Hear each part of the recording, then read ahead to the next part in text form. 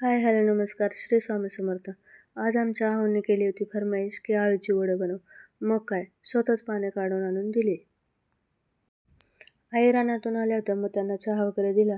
तिने संध्याची वेळ झाली होती, म्हटलं आता दिवा वगैरे लावून घ्यावा आणि मग नंतर वडी बनवायला घ्यावी. आळूची पाने स्वच्छ धुवून घेतले. तोपर्यंत इकडे ओवीने मला काम वाढवून ठेवलं होतं. मला काम लावून बघा कसं गोल फिरून आनंद व्यक्त करते.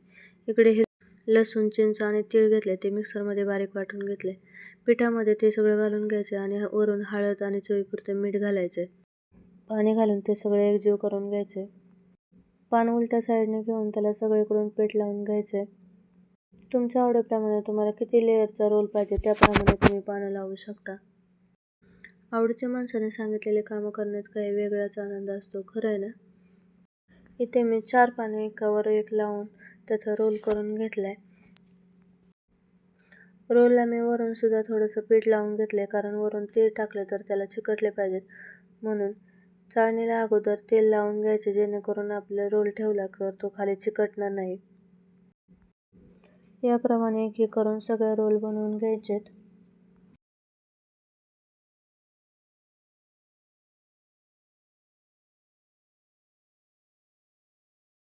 रोल बनवून झाल्यावर त्याला वरून असं परत एकदा तीळ घालून घ्यायचे.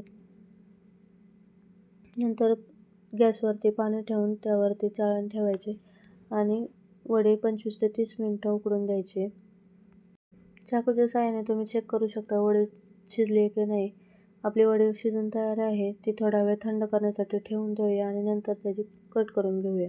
वडी कट करताना जास्त जाड किंवा पातळ करायची नाही, मीडियम ठेवायची, जेणेकरून ती व्यवस्थित तळली जाईल. मी वडी तव्यावरतीच तळते, कारण ती व्यवस्थित तळली जाते.